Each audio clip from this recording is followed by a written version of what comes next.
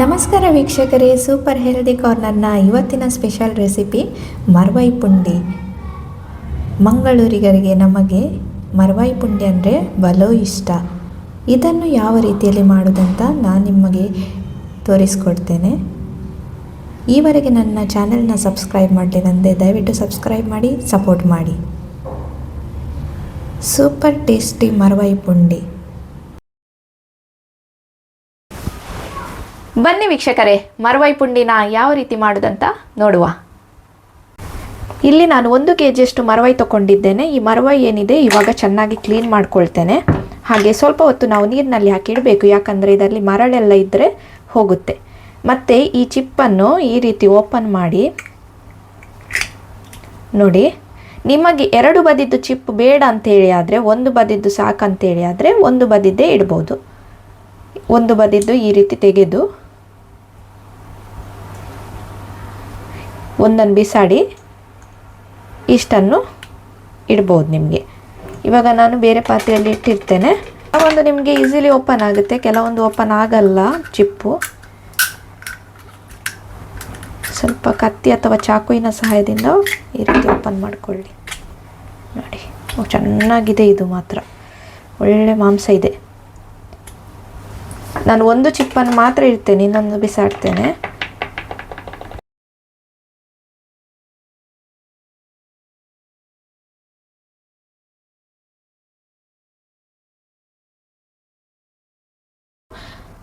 ಸ್ವಲ್ಪ ಉಗುರು ಬೆಚ್ಚಗಿನ ನೀರಿನಲ್ಲಿ ಹಾಕಿಡ್ತೇನೆ. ಅದು ಅಲ್ಲೇ ಇದರಲ್ಲಿ ಮರಳೆಲ್ಲ ಇದ್ದರೆ ಹೋಗುತ್ತೆ. ರೈಸ್ ಬಾಲ್ಸ್ ಅಂದರೆ ಪುಂಡಿ ಮಾಡಲಿಕ್ಕೆ ನಮಗೆ ಇಲ್ಲಿ 1 ಗ್ಲಾಸ್ನಷ್ಟು ಕುಚ್ಚಲಕ್ಕಿ ತೊಗೊಂಡಿದ್ದೇನೆ ಮತ್ತು ಅರ್ಧ ಗ್ಲಾಸ್ನಷ್ಟು ಇಡ್ಲಿ ರೈಸನ್ನು ತೊಗೊಂಡಿದ್ದೇನೆ. ಇದನ್ನು ಚೆನ್ನಾಗಿ ನಾನು 6 ಗಂಟೆ ನೆನೆಸಿಟ್ಟಿದ್ದೆ. ಇವಾಗ ಇದನ್ನು ಗ್ರೈಂಡ್ ಮಾಡಿಕೊಳ್ತೇನೆ. ನೋಡಿ, ಇವಾಗ ನಾನು ರುಬ್ಕೊಂಡು ತಂದಿದ್ದೇನೆ. ಇದು ಗಟ್ಟಿಯಾಗಿ ರುಬ್ಕೊಳ್ಬೇಕು. ಈ ಹದಕ್ಕೆ ನಾವು ಪುಂಡಿ ಮಾಡಲಿಕ್ಕಿದೆ, ಅದಕ್ಕೋಸ್ಕರ ರೈಸ್ ಬಾಲ್ ಮಾಡುವಾಗ ಹೀಗೆ ಎಷ್ಟು ಹದದಲ್ಲಿದ್ದರೆ ಸಾಕು. ಇದಕ್ಕೆ ಇವಾಗ ನಾನು ರುಚಿಗೆ ತಕ್ಕಷ್ಟು ಉಪ್ಪನ್ನು ಸೇರಿಸ್ಕೊಳ್ತೇನೆ. ನೋಡಿ, ಸ್ವಲ್ಪ ಉಪ್ಪು ಸೇರಿಸ್ಕೊಂಡೆ.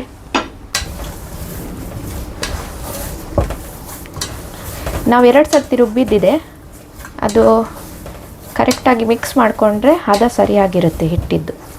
ಇವಾಗ ಒಂದು ಪ್ಲೇಟಿಗೆ ನಾನು ಸ್ವಲ್ಪ ತೆಂಗಿನ ಎಣ್ಣೆಯನ್ನು ಸವರ್ತೇನೆ. ಇಲ್ಲಾದರೆ ರೈಸ್ ಬಾಲ್ಸ್ ಮಾಡಿ ಇದರಲ್ಲಿಡುವಾಗ, ಪುಂಡಿ ಇದರಲ್ಲಿಡುವಾಗ ಅಂಟ್ಕೊಳ್ಳುತ್ತೆ. ಅದಕ್ಕೋಸ್ಕರ ಸ್ವಲ್ಪ ಎಣ್ಣೆ ಹಾಕಿ ಇಟ್ಟಾಯಿತು. ನೋಡಿ, ಇವಾಗ ನಾನು ಒಂದೊಂದಾಗಿ ರೈಸ್ ಬಾಲ್ಸ್ ಮಾಡ್ತೇನೆ. ಸಣ್ಣ ರೈಸ್ ಬಾಲ್ಸ್ ಮಾಡಿ. ಕೆಲವರಿಗೆ ನಿಮಗೆ ಸಣ್ಣದು ಮಾಡಲಿಕ್ಕೆ ಟೈಮ್ ಇಡುತ್ತೆ, ಬೇಡ ಅಂತ ಹೇಳಿ ಆದರೆ ನಿಮಗೆ ದೊಡ್ಡ ರೈಸ್ ಬಾಲ್ಸ್, ದೊಡ್ಡ ಪುಂಡಿ ಮಾಡಿ ಅದನ್ನು ಕಟ್ ಮಾಡಿಕೊಂಡು ಹಾಕ್ಕೊಳ್ಬೋದು ಕರಿಯಲ್ಲಿ. ನಾನಿವಾಗ ಸಣ್ಣ ರೈಸ್ ಬಾಲ್ಸ್ ಮಾಡ್ತೇನೆ.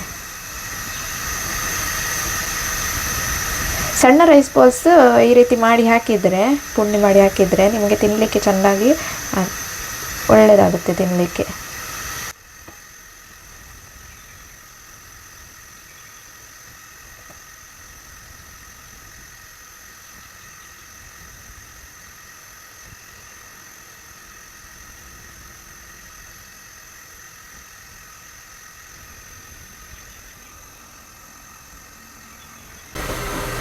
ಇವಾಗ ಪುಂಡಿ ರೈಸ್ ಬಾಲ್ಸ್ ನಾನು ಬೇಯಲಿಕ್ಕೆ ಇಟ್ಟಿದ್ದೇನೆ. 45 ನಿಮಿಷ ಅದು ಬೇಯಬೇಕು.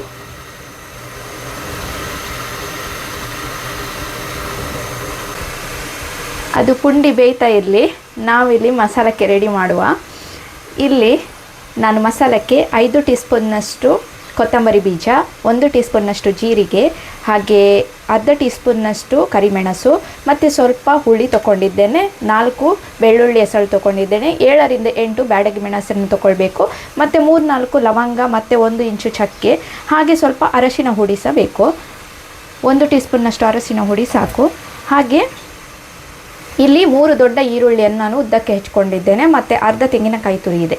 ಇವಾಗ ಎಲ್ಲ ಮಸಾಲ ಸಾಮಗ್ರಿಗಳನ್ನು ನಾವು ಫ್ರೈ ಮಾಡಿಕೊಳ್ಬೇಕು ಮತ್ತು ರುಬ್ಕೊಂಡು ಪೇಸ್ಟ್ ಮಾಡ್ಕೊಳ್ಳೋದು. ಅರಶಿನ ಹುಡಿಯನ್ನು ನೀವು ಮಸಾಲವನ್ನು ಗ್ರೈಂಡ್ ಮಾಡುವಾಗ ಹಾಕಿದರೆ ಸಾಕು.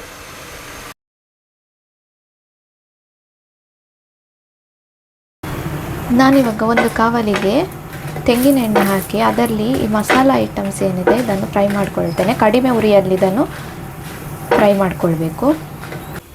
ನಾನಿವಾಗ ಬಾಕಿ ಉಳಿದ ಮಸಾಲೆಯನ್ನು ಹಾಕ್ತಾ ಇದ್ದೇನೆ. ಕಡಿಮೆ ಉರಿಯಲ್ಲಿ ಈ ಎಲ್ಲ ಮಸಾಲ ಪದಾರ್ಥಗಳನ್ನು ನೀವು ಫ್ರೈ ಮಾಡಿಕೊಂಡ್ರೆ ನೀವು ಮಾಡಿರುವಂತಹ ಮರಬಾಯಿ ಪುಂಡಿದ್ದು ಗಸಿ ಏನಿದೆ ಅದಕ್ಕೆ ಒಳ್ಳೆಯ ಟೇಸ್ಟ್ ಕೊಡುತ್ತೆ. ಇವಾಗ ಇದು ಫ್ರೈ ಆಯಿತು. ಇದೇ ಕವಲಿಗೆ ಸ್ವಲ್ಪ ತೆಂಗಿನ ಎಣ್ಣೆ ಹಾಕ್ಕೊಂಡು ಗೋಲ್ಡನ್ ಬ್ರೌನ್ ಬರುವ ತನಕ ಈ ಈರುಳ್ಳಿ ಏನಿದೆ ಇದನ್ನು ಫ್ರೈ ಮಾಡ್ಕೊಳ್ತೇನೆ. ಹಾಗೆ ಬೆಳ್ಳುಳ್ಳಿ ಹೆಸಳು ನಾನೇನು 4 ತಗೊಂಡಿದ್ದೇನೆ ಅದನ್ನು ಕೂಡ ಈರುಳ್ಳಿಯ ಜೊತೆ ಫ್ರೈ ಮಾಡ್ಕೊಳ್ತೇನೆ. ಇದು ಗೋಲ್ಡನ್ ಬ್ರೌನ್ ಬಂದ ನಂತರ ನಾವು ಕಾಯಿ ತುರಿಯನ್ನು ಕೂಡ ಇದೇ ರೀತಿ ಫ್ರೈ ಮಾಡಿಕೊಳ್ಬೇಕು. ಇದನ್ನೆಲ್ಲ ಫ್ರೈ ಮಾಡಿಕೊಂಡ್ರೆ ನಿಮಗೆ ಗಸಿ ಟೇಸ್ಟ್ ಆಗೋದು.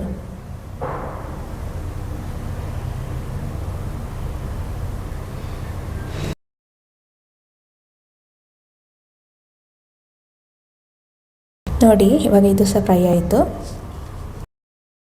ಈ ಮರವಾಯಿ ಏನಿದೆ ಇದನ್ನು ನಾನು ಇವಾಗ ಸ್ವಲ್ಪ ಉಪ್ಪು ಹಾಕಿ ಚೆನ್ನಾಗಿ ಬೇಯಿಸ್ತೇನೆ. 10 ನಿಮಿಷದಲ್ಲಿ ಅದು ಕುದಿ ಬಂದಾಗ ಬೇಯುತ್ತೆ. ಇವಾಗ ಕುದಿ ಬಂದಿದೆ. ಮಸಾಲವನ್ನು ಗ್ರೈಂಡ್ ಮಾಡಿಕೊಂಡಿದ್ದೇನೆ. ಈ ಮಸಾಲವನ್ನು ಇದಕ್ಕೆ ಸೇರಿಸ್ಕೊಳ್ತೇನೆ. ಹೆಚ್ಚು ತೆಳ್ಳಗೆ ಮಾಡಬೇಡಿ. ಮರವಾಯಿ ಪುಂಡಿದ್ದು ಗಸಿ ಏನಿದೆ ಅದು ದಪ್ಪ ಇದ್ದಷ್ಟು ಚೆಂದ ಬರುತ್ತೆ. ಮತ್ತು ನೋಡಿಕೊಂಡು ನೀವು ಉಪ್ಪು ಸೇರಿಸ್ಕೊಳ್ಬೇಕು. ಇದು ಹಸಿ ವಾಸನೆ ಹೋಗುವ ತನಕ ಇದನ್ನು ಚೆನ್ನಾಗಿ ಕುದಿಸಬೇಕಾಗುತ್ತೆ.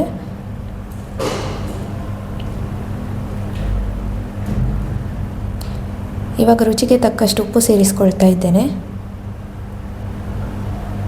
ಇದು ಒಂದು ಕುದಿ ಬರಬೇಕು. ಒಂದು ಕುದಿ ಬಂದಾಗ ನಾವು ಮಾಡಿಟ್ಟಂತಹ ಪುಂಡಿ ಏನಿದೆ ರೈಸ್ ಬಾಲ್ಸ್ ಅದನ್ನು ಇದಕ್ಕೆ ಸೇರಿಸ್ಕೊಳ್ಬೇಕು.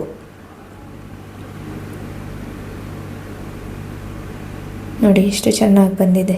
ಇದನ್ನು ನಾನಿವಾಗ ಈ ಗಸಿಗೆ ಸೇರಿಸ್ಕೊಳ್ತೇನೆ.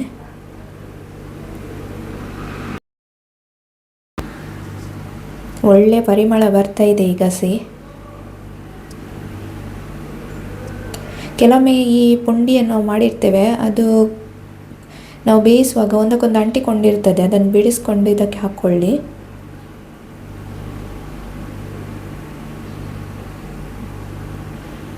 ಇವಾಗ ಇದು ರೈಸ್ ಬಾಲ್ಸ್ ಹಾಕಿದ ನಂತರ ಪುಂಡಿ ಹಾಕಿದ ನಂತರ ಒಂದು ಕುದಿ ಬಂದರೆ ಸಾಕು. ಆವಾಗ ಇದು ರೆಡಿ ಆಗುತ್ತೆ. ನೋಡಿ ಒಳ್ಳೆ ಕುದಿ ಬಂದಿದೆ.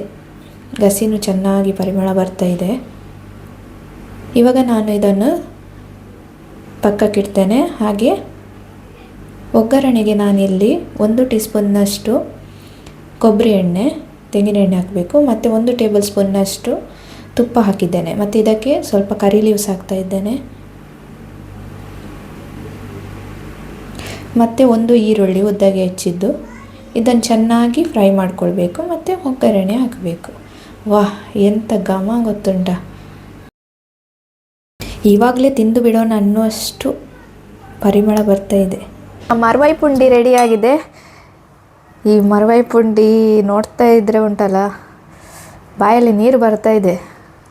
ನಾನಿವಾಗ ಟ್ರೈ ಮಾಡ್ತೇನೆ.